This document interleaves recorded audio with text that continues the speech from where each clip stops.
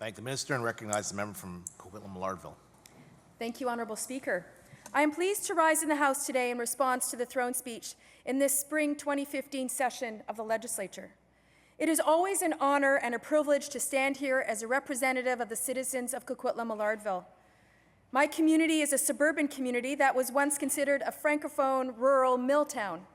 Today, over 100 years later, Coquitlam-Millardville is a thriving, diverse community that is no longer francophone, no longer rural, and no longer a mill town. Today, Coquitlam-Millardville is very suburban and very diverse. It is so diverse that on a single street of 20 houses, you can find people who come from 20 different countries, speaking 20 different languages. The people of Coquitlam-Millardville are hardworking people who are committed to their family and committed to their community. The people that I represent, Honourable Speaker, they want a government that understands their challenges and a government that will act in ways that provide opportunities and provide services that will assist them in doing what's right for their loved ones. And it is with this in mind that I listened to the throne speech on Tuesday. It is with this in mind that I scoured the throne speech yesterday, looking for the tidbits that I could go back to my constituents with and say, this government cares about you and your family. But I couldn't find much that will make life any easier for the people of Coquitlam-Millardville. During the 30 minutes of the throne speech, there were many words spoken, but very little was actually said. Words, Honourable Speaker, words are merely words, and this government, I have to say, is good with words. Debt-free BC, Prosperity Fund, Violence-free BC, GP for me. These are all catchy words that have been used by the Premier and her caucus for several years now, but they are merely words. It's really easy to say these kinds of words. So I want to talk about how words backed up with little or no action damages the spirit and hurts people we say we care about. See, I'm a family therapist and I've been working with all kinds of people for over 20 years. And therapy, or counseling, is an activity of words. We use words to convey meaning and intention. And when I worked with families and couples in particular, it was not uncommon for words to be shared between spouses in our session. People would use words to commit to changing what they've been doing in their relationship. They would use words that would convey that they will be more attentive, they would be more thoughtful, words to convey that they would be more patient or more supportive, or whatever words that they wanted to use that they thought their partner wanted to hear, or words that they would use to commit to being different in the relationship. And in caring, committed relationships, I would often see progress where words were backed up with action and behaviors that supported those words that were said in session. And of course, Honourable Speaker, there were times when a couple would return and we would monitor progress, and we would see that the words were not followed up by supporting actions and behaviors. And of course, we would see the relationship suffered. The partner expecting the behavior change would be disappointed and frustrated. Frustrated that although their partner was saying all the right things, they really felt that the partner really didn't understand what was going on, or perhaps their partner really wasn't listening, or perhaps their partner really wasn't caring, and the experience left them with this notion that they were just saying the right thing at the time. Honourable Speaker, what we have heard once again in this throne speech were words that are not being backed up with action that will make lives better for all British Columbians. With this Premier, we have someone who knows to say all the right things, but at the end of the day, British Columbians are left disappointed and frustrated to see that there are no changes in action or behavior or policy that would back up what the words are saying. So let's just take a closer look at some of those words. Let's start with Prosperity Fund. Well, this was certainly a key element of the Liberal election platform. The words that the Liberals put out to British Columbians was that if elected to government, they would develop a prosperity fund. And actually, here I have a news release. And it's a news release from exactly 2 years ago today, February 12, 2013. And I quote, "Billions of dollars in revenue will be dedicated to the BC Prosperity Fund." Another one. Our LNG industry is developing quickly. And then there's information on the LNG Prosperity Fund will be published annually so that British Columbians know how much money is in the fund and how it is being spent. Interesting. There was nothing in this throne speech that speaks to the Prosperity Fund now. Nothing to speak of how much money's in the fund or how it's going to be spent. I don't think I've ever even seen a report, an annual report, so that British Columbians can see for themselves how much money is in that fund that was promised to them. Nothing about how that money is going to be spent. Words slip off the tongue, but the actions that will make lives better for British Columbians and for the people of Coquitlam-Millardville just aren't being delivered. Let's look at these other words, violence-free BC. Last year, we had a promise in that throne speech for a comprehensive strategy to end violence against women. So how did this government follow through on these words, Honourable Speaker? In the last budget, the Liberal government actually cut funding to victim services and crime prevention during a year that hit a 5-year high for spousal violence. And then, just days before this current throne speech, for the next session of government, the Premier identifies up to $3 million in civil forfeiture funds for the time being. But the government's February 6, 2015 release says, and I quote, over $3.4 million in grants from civil forfeiture proceeds were used to support vulnerable women in 2014 alone. So does this mean that we've gone from $3.4 million down to $3 million? And what does up to $3 million really mean? Having been an active community program developer in Coquitlam for many years, in my previous career, I know, and I believe everyone in this House knows, that developing any program without stable funding is not the best use of resources. Can you imagine developing a program that supports women to rebuild their lives, one of the commitments outlined in the press release, only to have that funding cut in 2016? What does that do to the women who are relying on this new program? What does it do to their children? What does it do to the relationships and new partnerships that service providers are to develop as outlined in that press release? This is not a long-term plan, Honourable Speaker. This is not a long-term plan to stop violence against women. The words violence-free BC, which sounds so lovely, cannot be achieved with this announcement. They are merely words spoken with no real plan to back them up. If this government truly cared about ending violence against women, then this Premier would announce a stable source of funding for anti-violence and support programs. She would follow through on commitments she and the Minister of Justice made after the murder of Selina to improve monitoring of dangerous offenders. She would finally act on the 2012 Opal report, urgent measure to fund the safe transportation for women along Highway 16. This is what my constituents expect from their government. Saying words just to get what you want in the moment without following through is a betrayal to the relationship, and the people in my constituency are feeling betrayed by this government. And what about debt-free BC? Those are also really lovely words echoed by this government. Whatever happened to those words? The ones that were printed on the side of that campaign bus.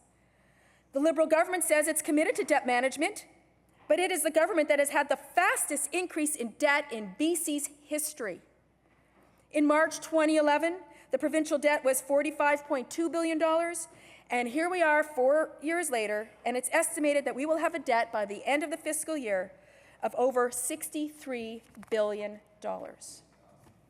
So words like debt-free, violence-free, prosperity fund, they're thrown around to make the Liberals look good in that particular moment, but without any real substance to back them up, without the commitment to realize these ideas, they are merely words.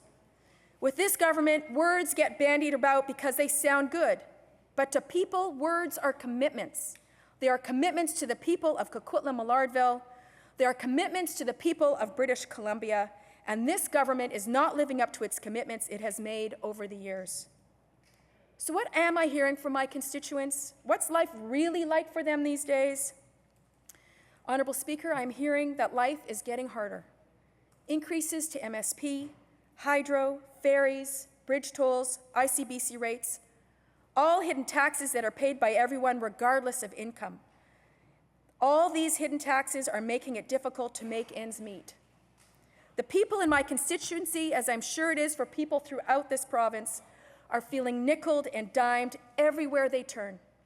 They see the costs of living going up, and they see their wages and savings being eaten up by those creeping costs. Earlier this year, I wrote an op-ed in our local paper about all of the community leaders in the Tri-Cities, mostly politicians from all levels of government, and how we were running around the Tri-Cities raising awareness about the food bank, that the food bank shelves were empty, and that we all ought to be doing our fair share. It is the giving season, and it's the best fundraising time of the year if you're fundraising for poverty relief programs. So I wrote my op-ed challenging all of our community leaders to think beyond poverty relief and to start advocating for poverty reduction, taking photo ops with a box of food we collect at our constituency offices that we're going to deliver to the food bank, and then not doing anything to reduce poverty is just about a photo opportunity and does nothing to reduce poverty in our communities. And so I received a letter in response to that op-ed, and I'd like to read it here in the House, because I think it just really speaks to the experience of people in my community. I agree with the essence of your column. I recently retired after more than 40 years working both as a postal worker and later as a healthcare worker. For the last 10 years, I worked in a seniors' home in Vancouver. When I retired, I was earning less than $18 an hour, considered to be poverty level. My small pension from that place barely covers our medical dental plans. Our CPP and OAP checks are inadequate. Our rent is affordable because we live in a small trailer park, but the property will likely be sold to a developer when the Evergreen line opens in 2016. I don't know what we will do when my savings, mostly an inheritance, runs out. Thanks for writing that column. I hope it has some impact. Sincerely, Brian Sproul. Honorable Speaker, life is hard for many in my community, and this throne speech, the one that we heard on Tuesday, offers absolutely nothing for Brian and his family. So why are British Columbians feeling so squeezed? Squeezed to pay for things their families need, squeezed for time because they are stuck in traffic, or squeezed for time because they have to pick up additional shifts at work to pay for the added care their aging mother needs, or testing their child with learning challenges needs because the public schools can no longer afford to provide testing services. In my community, Honorable Speaker, as I'm sure it exists throughout the province, wages have stagnated. The inflation-adjusted median income fell 2.4% between 2006 and 2012. And young people, Honorable Speaker, young adults like my children, they are having a real hard time finding jobs that pay a decent wage. They're in their mid-20s, living at home because they can't make enough money that will pay their bills if they are to pay market rents. So while the Premier talks about young adults on the couch and she characterizes them as lazy because they're living in their parents' home, I'm here to tell her and her government that our young adult children are busting their tails. They're busting their tails to find a way to participate in the economy. I should know, Honorable Speaker, I am the parent of 2 young adults, both still living at home, and both finding the financial burden of the most expensive housing in the country, combined with poor transit, increased hydro, MSP, and ICBC rates that keep going up as significant barriers to financial independence. So rather than deal with this problem, the Premier would rather call our adult children lazy. How is that for leadership in this province? Our children are burdened with increasing costs of living, enormous student debt, and poor economic opportunities. So many of my children's friends are juggling a raft of retail and other low-wage jobs, running from the coffee shop where they work the morning shift, to the daycare job where they work the afternoon shift, to the restaurant where they work the evening shift. This is how our young people are finding their way in the world, Honorable Speaker. This is how our young people are making ends meet.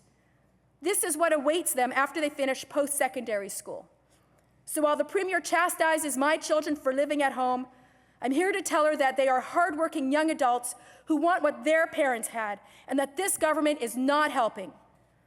And to top all of that off, to top off the increased MSP, the increased hydro, the increased ICBC rates, what does this government do? They give people who make the most money a tax break. And there was nothing in this throne speech for my children or for their friends. Nothing on assistance with housing, student loans, or really supporting the expansion of a transit network. There was nothing in the throne speech that talked about what's going on in my community around access to transit. Nothing to address issues that we have with TransLink governance. Either this government isn't listening, or they just don't care. So what did the government have to say about transportation in general in this throne speech? Because transportation is a significant issue in Coquitlam-Millardville. The government says, and I quote, "Transportation is crucial because our trade depends on it." And then goes on to say that the Malahat Safety Improvement Project and work to increase capacity and reduce bottlenecks through the New West partnership with Alberta and Saskatchewan, these projects are highlighted as examples. So I'm not sure how the Malahat project, which I understand needed to get done, but I'm not sure how that's connected to our trade issues.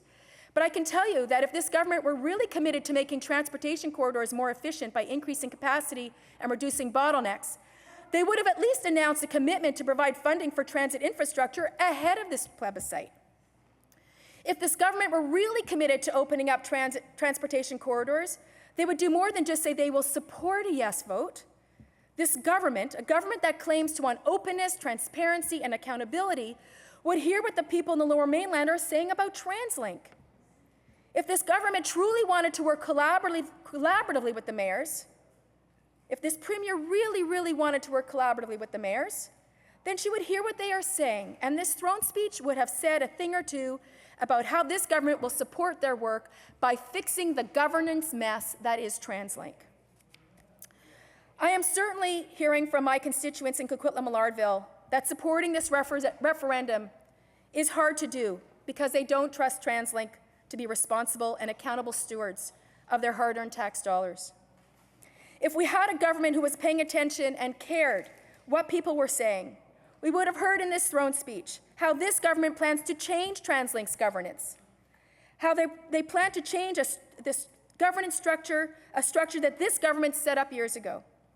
If we had a government that cared about taxpayers in the Lower Mainland, they would address ways to increase transparency and accountability with the TransLink governance model so that taxpayers in the Lower Mainland could rest assured that their tax dollars are wisely spent on the transit infrastructure that the region desperately needs.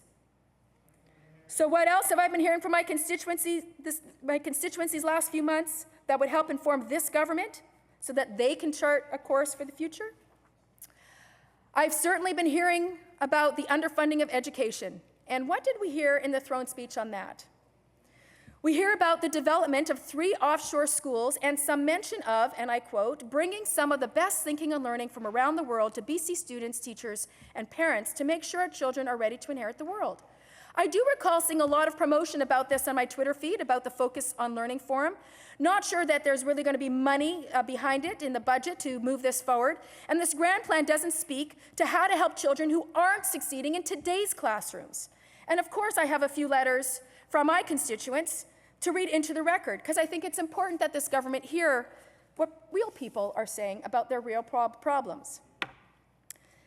I generally don't speak out for a few reasons, not the least of which is that most people who are sharing stories have kids with autism spectrum disorder, physical challenges, cerebral palsy, or diagnosed mental health issues like anxiety or depression. My children have none of these things, but they do have special needs. I'm a parent of gifted children. Because of the triage situation of our education system these days, our children's needs aren't being met, and yet we feel guilty drawing attention to this fact because, let's face it, they aren't in as desperate need as the kids with autism and CP and trisomy 21.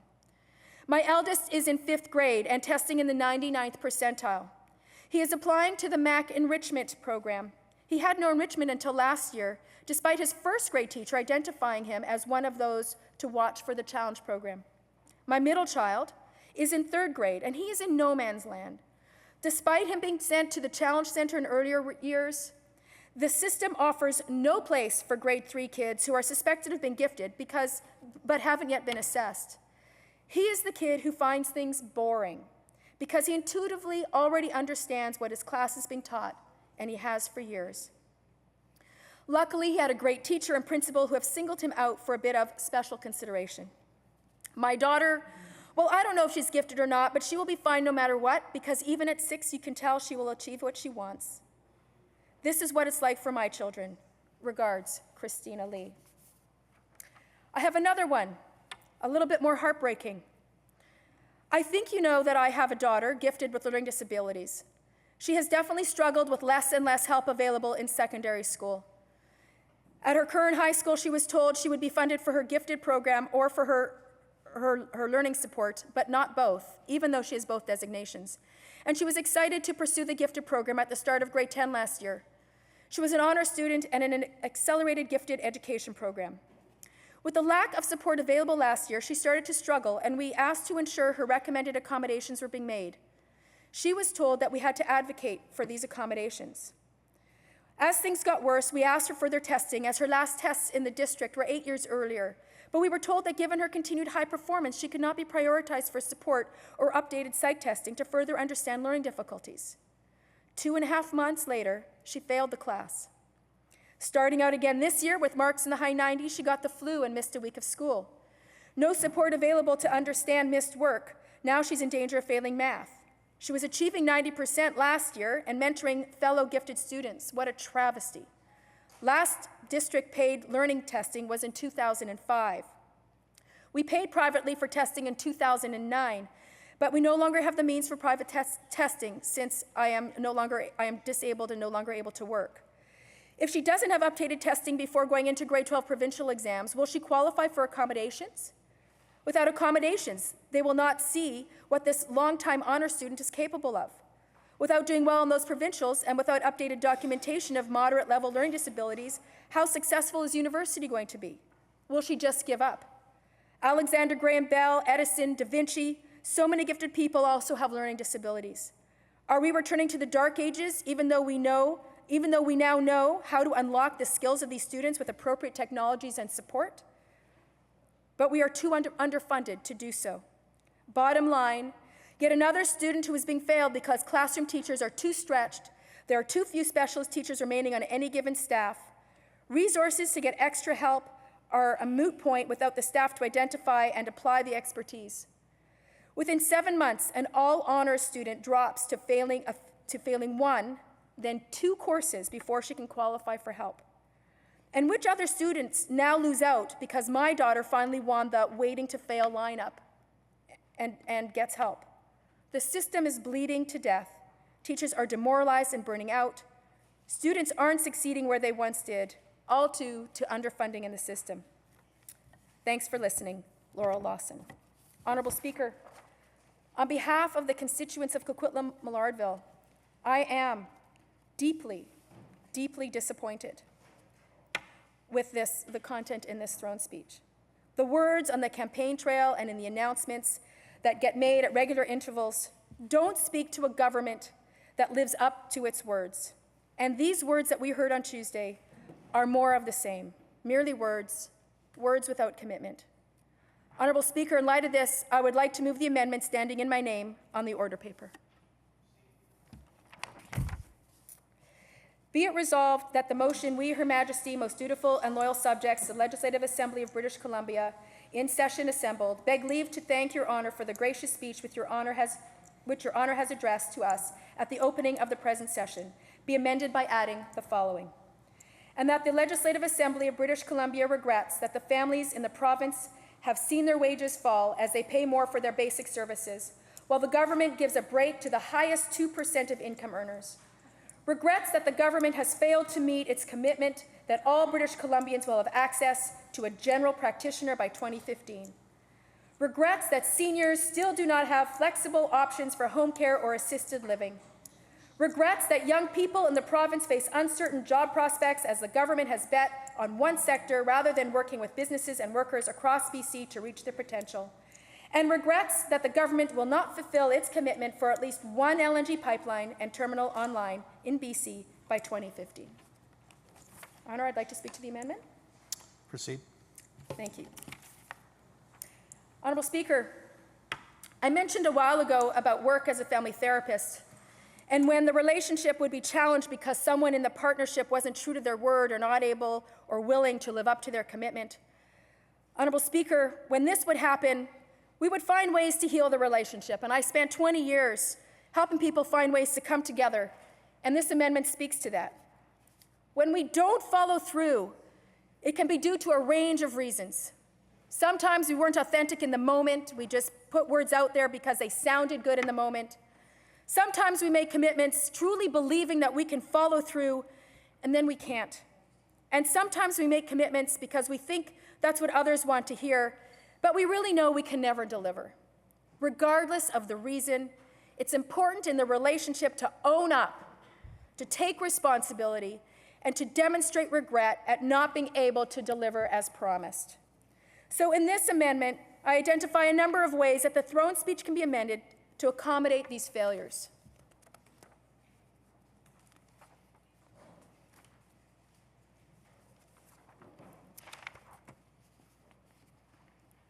Firstly, the government should acknowledge its failure to help families that continue to fall behind financially. Acknowledging that increasing the MSP, increasing ICBC and hydro rates, along with increasing ferry fares and tuition, have all led to an increased financial burden on middle-class British Columbians. Those who are working hard to pay their bills, feed their families, and care for their loved ones. Only to add insult to injury when this government gives tax break to the top 2% of British Columbians. This government needs to acknowledge the error. Member, I believe the member from Oak Bay Gordon Head has a point of order. There is a burden right now on middle-class British Columbians, people who are working hard to pay their bills, feed their families, and care for their loved ones. And then to add insult to injury, this government needs to acknowledge the error of their $230 million tax cut that is going to BC's top earning 2%. This tax break is an insult to middle-income earners. So those who can most afford to pay taxes are getting a tax break, while those least able to afford taxes are having to pay more with various fees and increases in payments to government. Secondly, the government needs to acknowledge its failure in delivering the GP for Me plan. I imagine that this might have been one of those commitments that rolled off the tongue rather nicely. GP for Me sounds really good. They're actually what I would call delicious words because they roll so nicely off the tongue. And perhaps there were even some very real intentions to deliver. But when you come up short, it's important to take responsibility. By 2015, every British Columbian was to have access to a general practitioner. And here we are into the second month of 2015, and we all know that there has not been delivery on this commitment to British Columbians. The minister's response last year when challenged about meeting the target, well, he said at the time, and I quote, "Well, we'll have to wait and see. We still have almost 2 years to achieve that." That's what he said in an interview last February, Honourable Speaker. The minister's choosing that by the end of 2015, everyone will have a GP or perhaps maybe now a nurse practitioner. But given what I'm hearing from people in my constituency, people who cannot find a GP in my community, I highly doubt that we will see this achieved even by the end of the year. There ought to be an apology to the people of British Columbia, one that points to a promise made because the words sounded so good, but that the government wasn't able to deliver. And what about this government's commitment to seniors? These are people who have worked their entire lives to raise their families, and they paid their taxes to build this amazing province of so many riches. What do we say to them about their access to home care or care facilities? Seniors deserve to have supports that allow them to stay in their homes as long as possible. And when they can no longer stay at home, they need to know that there is an appropriate placement and support available to them as they live out their remaining years. Our parents and grandparents deserve to be treated with dignity so that they are assisted to the bathroom when nature calls, not when it is scheduled by the service provider who has to operate care facilities like assembly lines. This government ought to express some regret to them in this throne speech, and this throne speech does nothing to make the remaining years of their life better for them. And it's more than just seniors who are being let down by this government, Honourable Speaker.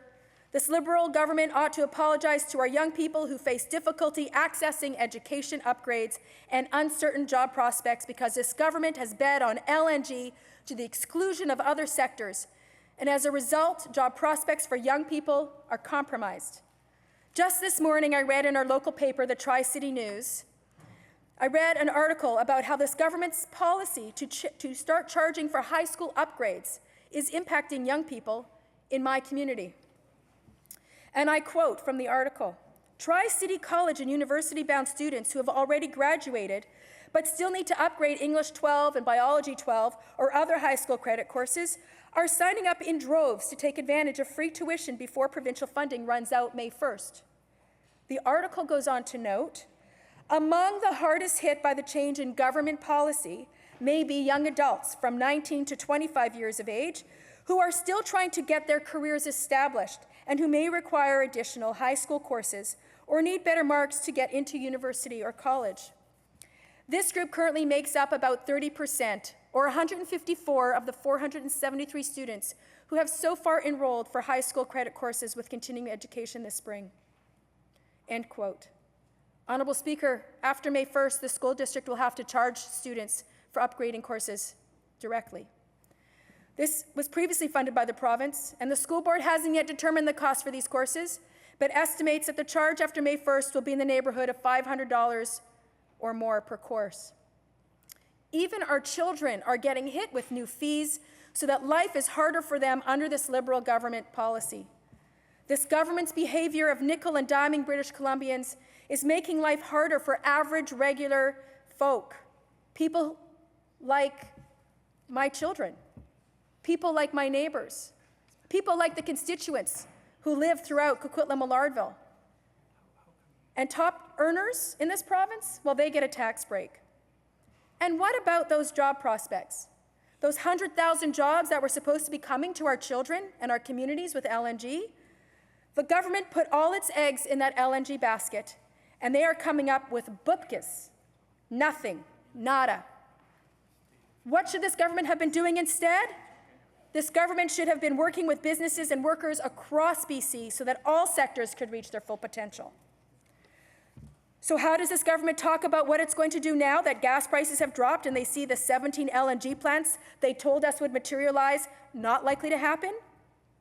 Well, the one that caught me during the throne speech, Honourable Speaker, the one that caught my attention was how this government talks about how it values tourism. Really? So how does that jive with their decision to increase ferry fares, eliminate or reduce ferry routes, and more recently increase camping fees this past year? This government didn't even do an analysis of how these changes in the ferry system would impact tourism in ferry-dependent communities. Now they talk about how they value tourism. More words. There was also plenty in the throne speech about eliminating red tape. This red tape elimination activity is not new. It's been an active project throughout the Liberal government tenure for 14 years. One would think that with all this effort, that most of the red tape would have been eliminated by now. Or perhaps they have, these make-work projects. On the one hand, you develop policies over here that create red tape, and then 2 years later, you make a commitment to eliminate red tape. And you just keep cycling through these announcements, making it look like you're making life better for small business in our province. The throne speech mentions the value of diverse economy. Lovely words. And if the Premier and her government truly believe that we have a diverse economy, then why has the Premier been exclusively pitching LNG for the past several years and ignoring every other sector? My colleagues and I on this side of the House have been referring to our diverse economy in response to the throne speech last spring and again last fall in response to the government's singular focus on LNG. We have been calling on this government to recognize the forestry sector, the mining sector, the technology sector. New Democrats understand the importance of building economic resilience. We understand the importance of capitalizing on our strengths. We have been challenging this government to address all economic regions of our province, not just those communities where an LNG industry may develop.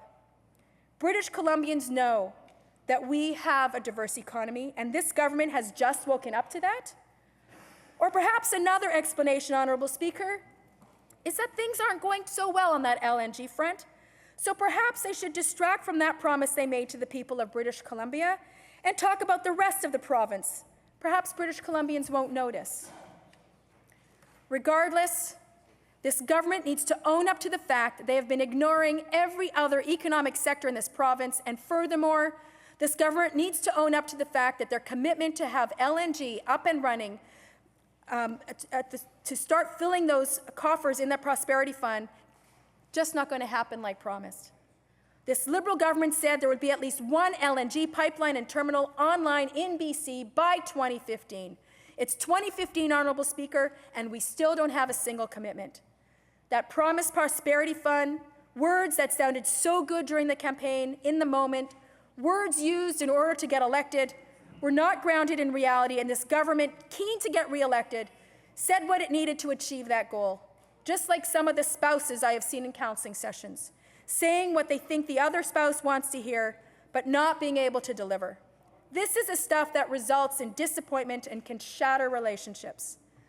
This government has made many commitments, promises of jobs, promises of a general practitioner for every British Columbian, promises of seniors living out their years with dignity, promises of LNG, promises that our young people will have job prospects that will pay them a living wage so they can move out of their parents' house and be financially self-sufficient. Honourable Speaker, this throne speech should acknowledge these failures to deliver on their commitments and acknowledge to British Columbians that we need a new course, a course based in reality that is in touch with what real British Columbians need, a course that makes sure that British Columbians can get good jobs, security for their families, and opportunities for our children.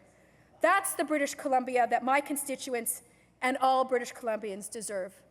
Thank you, Honourable Speaker.